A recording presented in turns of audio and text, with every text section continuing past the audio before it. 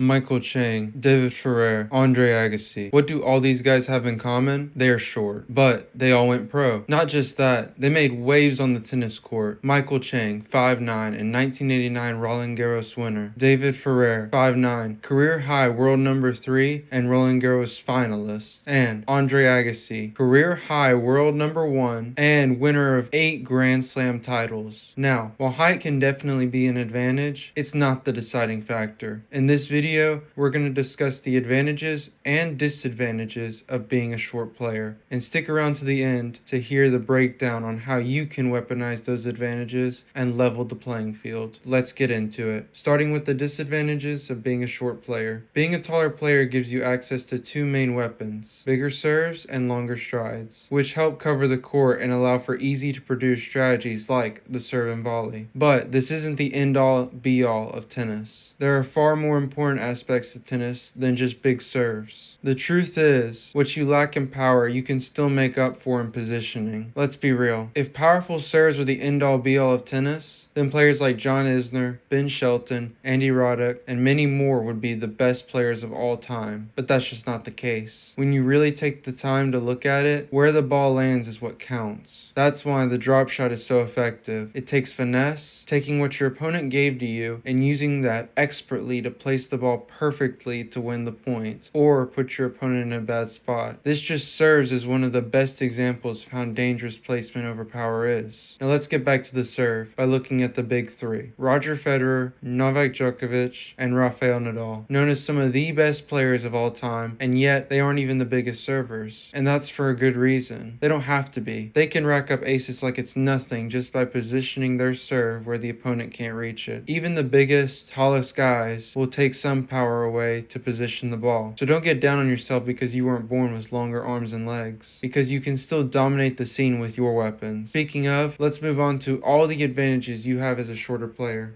The most prominent advantage being short gives you is speed and movement. If you watch the pros play, specifically the taller guys like John Isner, Kevin Anderson, Daniil Medvedev, and most others, it's apparent they have a lot harder time moving. At least, they can't move as well as shorter players. And that's simply because having a lower center of gravity allows for quicker changes of direction and faster recovery. It's why so many short pros dominate the scene with long rallies, because they can outlast, out-hustle, and out-position taller opponents. However, that doesn't mean that you're automatically given this gift. You do have to train and improve it. But from a scientific perspective, the shorter you are, the faster you'll be. So use that to your advantage. Another advantage is mindset. Having to spend time chasing balls builds stamina, mental toughness, and relentless movement. And I know that sounds like a disadvantage, but sometimes your biggest disadvantages can actually be advantages when you think about it. And I know that might sound crazy. And if you still think that having shorter strides and having to chase the ball more is an advantage, then you're right. It's not an advantage. But that's because you're not using it the right way. The truth is, being challenged early on is what builds mindset and character. Hard work always beats talent, and having it easy early on can hold you back later if you never learn how to handle it. But when you're constantly being tested and challenged, you can grow, which is a huge advantage. It's about determination, and having to fight for each point just to win makes you a better player. It adds fuel to the fire, which builds you into a stronger competitor. That's why it's an advantage. The final advantage I have is problem-solving skills. While taller players might dominate with bigger, more powerful serves,